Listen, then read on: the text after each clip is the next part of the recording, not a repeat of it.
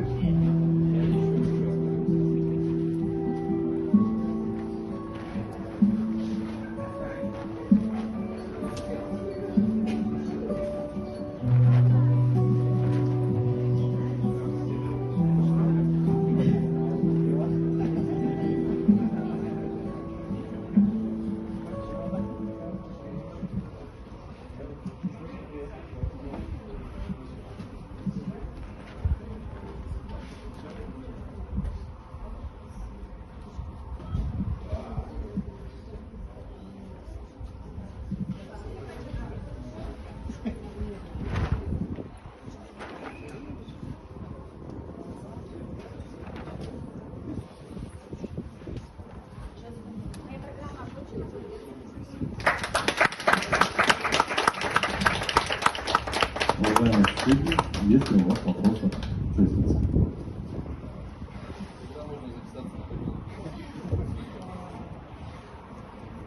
У нас программа называется «Эффект нежности», и вопрос, такой, может быть, несколько каверзный. Эту программу не своему мужу с той степенью вовлеченности вы сможете сделать, или она будет отвечать? Не мог. Буду.